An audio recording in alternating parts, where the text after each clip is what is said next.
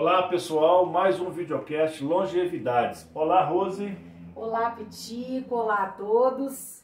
Hoje nós vamos conversar um pouco sobre a presença de vários sentimentos no nosso expediente de cuidar de um familiar. Notadamente a questão da culpa, que a gente presencia muito nesse exercício, nesse cuidar de um familiar. E aí, Rose, que comentários você pode fazer para nós nesse sentido de orientar esse cuidador para que ele possa também, de alguma forma, se preservar e se cuidar? Pitico, vou falar a partir das nossas experiências, sim, da minha claro. experiência. Primeira coisa que eu acho importante colocar: a culpa não nos facilita, não nos favorece, não contribui em nada. Perfeito. Então, primeira coisa que eu gostaria de começar sugerindo... Mas ela está presente nessa relação. Ela está presente, eu vou falar dela. Tá. Mas eu acho muito importante a gente começar a substituir esse termo culpa por responsabilidade. Porque, na verdade, não há culpado das questões. Somos responsáveis pelas nossas escolhas. Somos responsáveis pelo que fazemos. Tanto na nossa vida pessoal, familiar, social, profissional, existe responsabilidade. Por que eu estou falando isso, Pitico? A culpa, ela existe e muito. Só que ela afunda a gente. A culpa não nos ajuda. Aprisiona a gente, Aprisiona. né? Por que a culpa está tão presente? O nosso desejo, enquanto pessoas que cuidam de alguém, a gente quando cuida de alguém que a gente ama, primeiro que a gente quer, se possível, fazer com que a pessoa desadoeça. Exatamente. Não existe essa palavra, mas assim, só para entendi. Para colocar assim, a gente gostaria de tirar o nosso ente querido da situação de adoecimento ou de quase morte, que às vezes é uma finitude já presente. A gente gostaria de pegar essa pessoa e falar assim, vem cá, não tenha mais nada não. E a isso também a gente precisa reconhecer que não existe essa possibilidade. Nós não temos o poder. São fantasias que a gente tem, Nós não temos o poder de fazer com que uma pessoa saia do adoecimento ou deixe de morrer. Até porque, infelizmente, a gente gostaria de viver 200 anos, mas todos nós um dia vamos partir, concorda, Pitico? Perfeito, é isso aí. Então, quando eu coloco que a culpa não nos favorece, é porque, assim, muito importante nós fazermos o melhor que nós pudermos. Então, cuidar do nosso familiar com amor, com afeto, com respeito, com competência técnica profissional, porque aí a gente precisa muitas vezes, dos cuidados médicos, dos cuidados de técnico de enfermagem, de enfermeiro, dos cuidadores que podem ser profissionais ou familiares. Então, a gente precisa também se cercar das pessoas que podem nos auxiliar, que é uma outra coisa, Pitico, complicada. Porque se eu trago para mim a responsabilidade ou me sinto culpada que eu tenho que dar conta sozinho... Único, exclusivamente eu tenho que dar conta, já complicou. Por quê? Porque muito dificilmente, eu acho quase impossível, a gente consegue sozinho dar conta.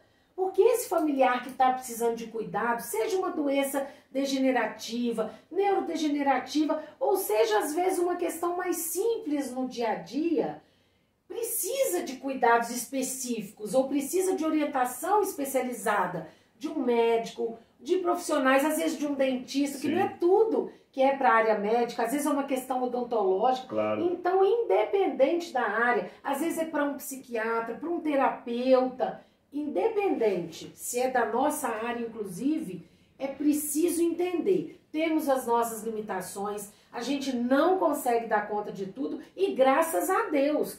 Porque eu vou te dizer, se a gente desse conta de tudo, a gente morreria antes. Sim, Porque o adoecimento, ele acaba que a pessoa que está sendo cuidada, às vezes, começa a melhorar, e graças a Deus, e a gente começa a adoecer quando existe essa ilusão de que nós vamos dar conta e de que não dá para compartilhar. Ah, mas eu não vou colocar para o meu irmão porque ele não sabe. Ah, não vou pedir para o meu pai porque ele não dá conta. Ah, não, eu sempre cuidei, eu vou fazer isso até o fim da vida. Gente, a gente precisa tomar consciência que dividir o cuidado, que dividir responsabilidade, que compartilhar necessidades é humano. E que bom que a gente pode conversar, trocar ideia, pedir. E quem ainda não consegue fazer isso, Pitico, eu sugiro carinhosamente que comece a fazer, para que o cuidador não adoeça. Porque é muito comum, né? É muito comum. Adoecer, né? E assim, a partir do momento que a gente compreende que fazemos o melhor que conseguimos, que fazemos o melhor que podemos, a gente também tem que ter essa tranquilidade, essa serenidade e até mesmo, eu diria, uma paz espiritual. Sim. De entender que algumas questões são com Deus, verdade, outras questões são com os médicos, outras são com os outros profissionais que estão nesse cuidado e outras são conosco.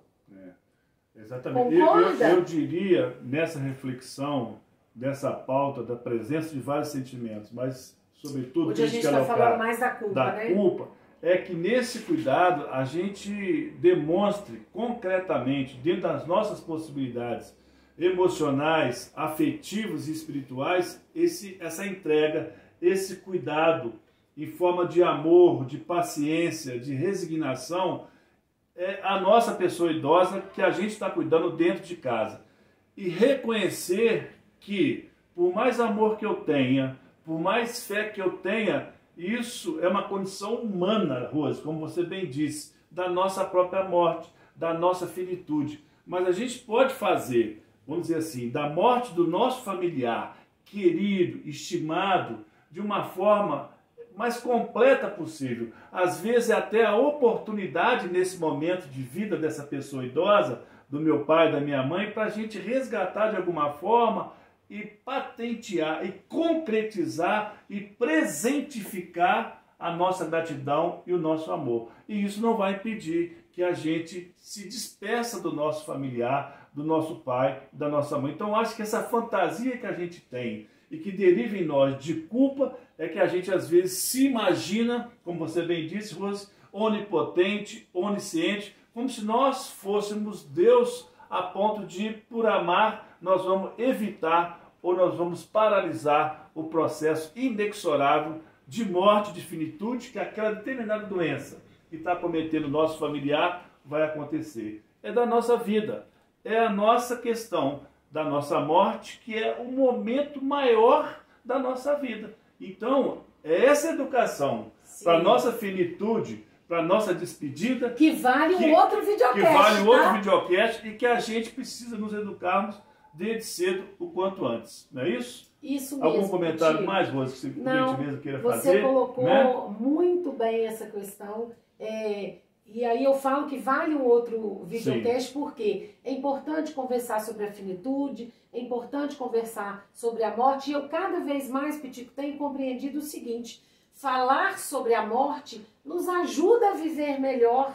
Com certeza. E compreender esse processo de finitude de quem a gente ama também pode nos permitir uma coisa importantíssima que você falou há pouco, que é aproveitar esse tempo para ser um tempo de qualidade, para ser um tempo de afeto, de humanização, para ser né? um tempo o mais gostoso possível. Aí as pessoas talvez falem, como gostoso, né? Se está no fim. Gente, é trazer uma leveza para esses momentos de despedida, porque uma hora, um dia, Pitico vai se despedir, eu também, que seja daqui a 100 anos, não importa o tempo, a gente não sabe o tempo, mas que seja algo realmente que a gente faça com um pouco mais de tranquilidade, de serenidade e de leveza. Pessoal, esse é o nosso comentário, a nossa reflexão de hoje. Fique à vontade e a gente pede mesmo que você faça seu comentário, compartilhe esse vídeo, suas sugestões e críticas para esse e outros videocasts aqui no nosso Longevidades. Pela sua atenção, muito obrigado e até o próximo. Até lá, Rose. E só aproveitando, se inscrevam também no canal. Muita gratidão. Até lá. Até lá, pessoal.